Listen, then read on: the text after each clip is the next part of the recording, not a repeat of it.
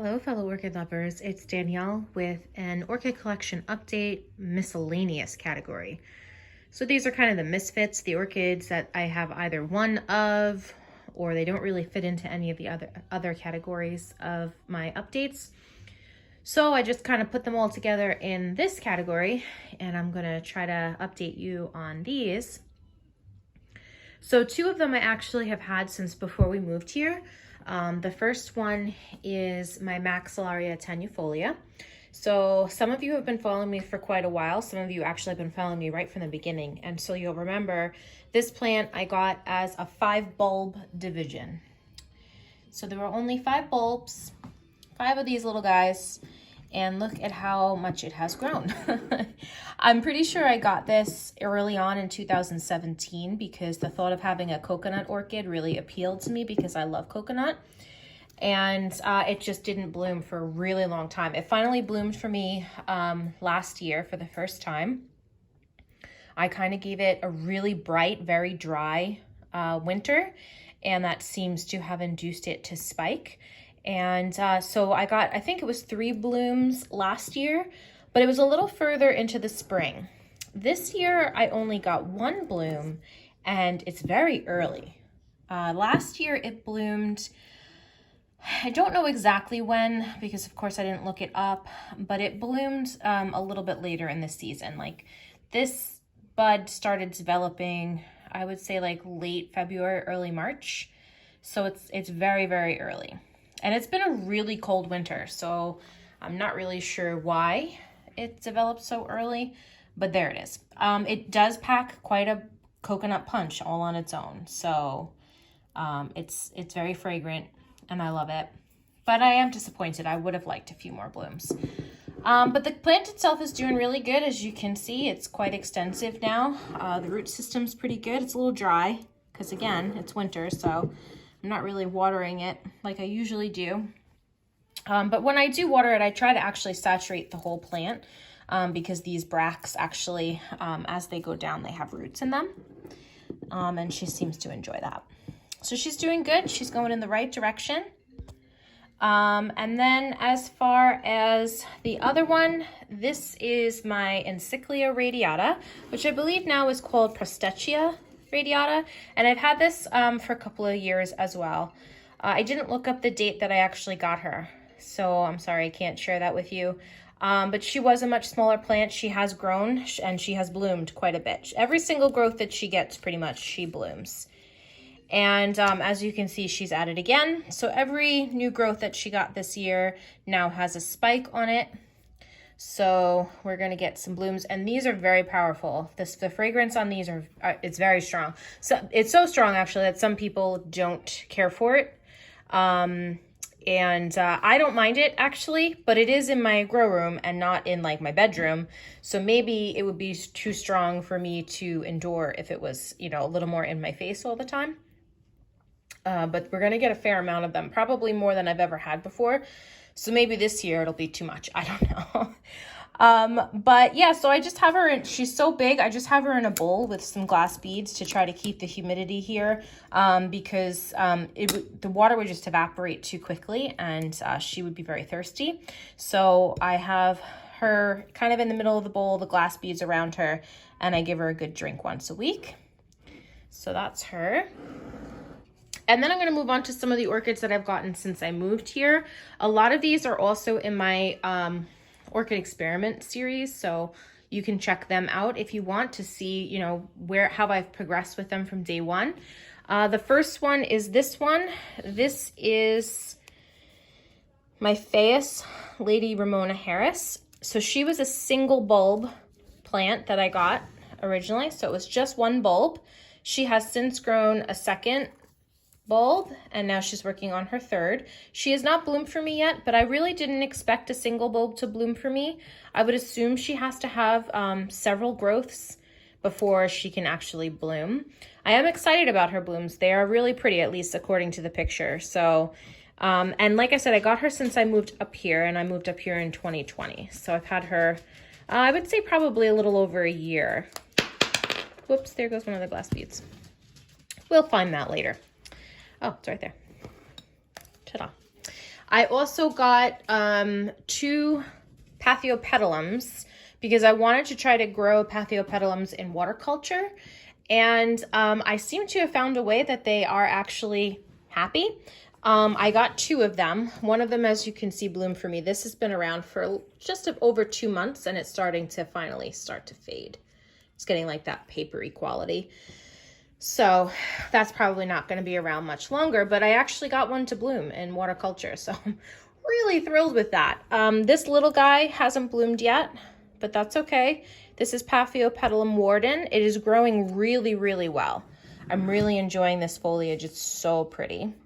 And it put out a fair amount of roots for me. Let's see if I can find some for you without dropping it, because that's what I do lately. I drop things. Nope, I can't find them. I did repot them fairly recently. There we go. So it's put out a fair amount of roots. And I just kind of have the glass beads, and then I have the microfiber that's woven through them to try to keep the humidity evenly dispersed throughout the glass. Because as you may know, they do require a lot of moisture. Not necessarily that they need to be wringing wet, but their root system won't develop if they don't have an appropriate amount of moisture. And then this one, I got it, it actually had bloomed previously. It had an old bloom spike on its old fan. So I was fairly confident that it had the ability to bloom, but I didn't really think I would get it to bloom the first year I had it. But she was generous with me and she did, so that's pretty cool. I did share it when it was fresh. So, I mean, it doesn't look that bad, but definitely it's going over. And this is Pathopetalum American Beauty. So they're doing really good. So water culture is an option for Pathopetalums, just in case you're wondering, which I was surprised by. And then I also got, I think I got this one later. No, with the Pathopetalums, because I got them from Norman's, I also got this one. This is another Prestetchia. Oh, it doesn't want to give me the tag. It's black something or other. No. Blue Comet Indigo something. I don't want to hurt the root system, so I'm not going to pull on it. But as you can see, it gets black flowers, which is really cool.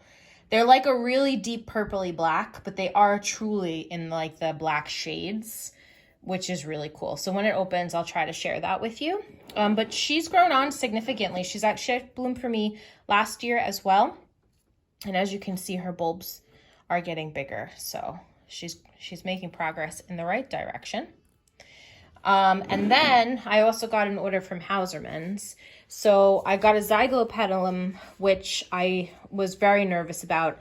I never really pictured myself getting a Zygopetalum because they, you know, by all reports are pretty fussy. And I got like a Nellie Eiler a couple years ago and I didn't do well, and she didn't make it. So I just didn't think that a Zygopetalum was, sorry, her leaves are really dusty.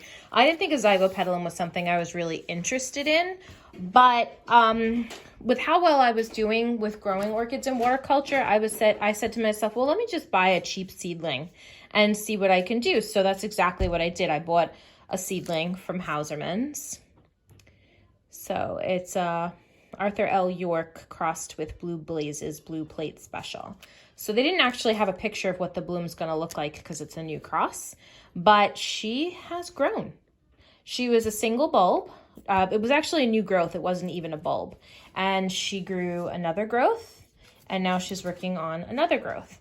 Now, I didn't realize that Zygopetalums were heavy feeders. I actually thought the opposite was true. So Michael McCarthy was kind enough to let me know that I should be feeding it more because the bulbs should be making more of a progression as far as size is concerned. So I bumped up her food and I'm giving her more feed now. But her root system, if I can get this off, without hurting, is really good.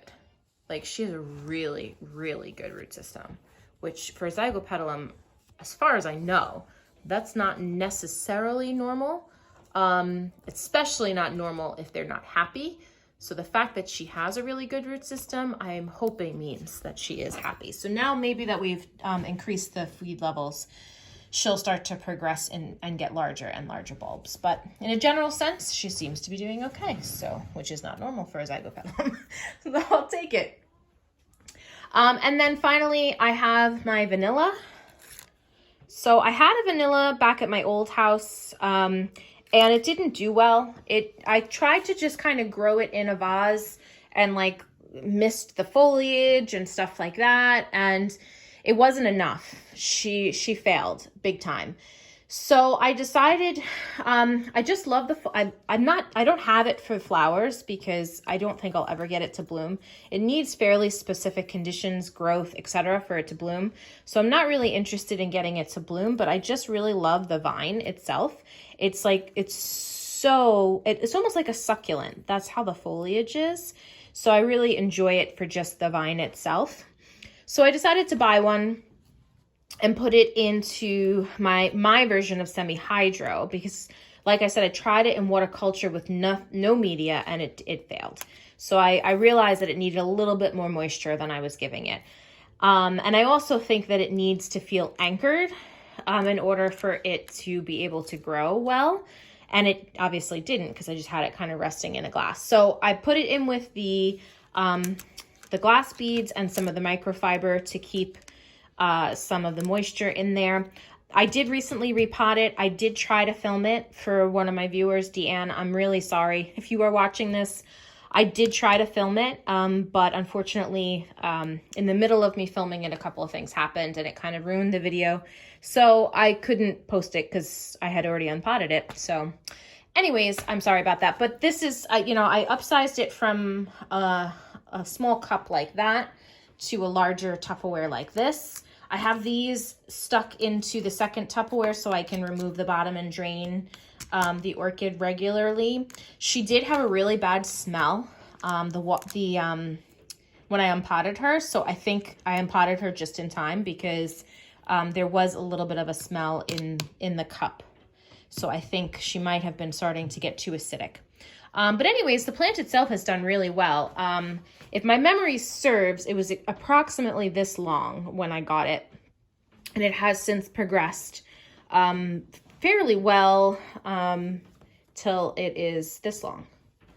So I consider that pretty good progress. Like I said, I don't ever see this actually blooming. It has to be a pretty extensive plant for it to bloom, and I don't think I'm ever going to get it to that point.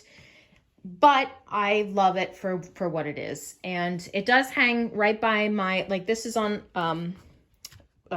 piece of furniture, and then it goes up and it hangs near my humidifier. So all these aerial roots do also get a fairly steady amount of moisture. So anyways, yeah, this group, everyone's doing really, really well. A few non-bloomers, but that's okay. They're making progress in the right direction. And in a general sense, I'm pretty pleased with my miscellaneous section of my collection. So I hope you guys are all having a great day, and I will talk to you all next time.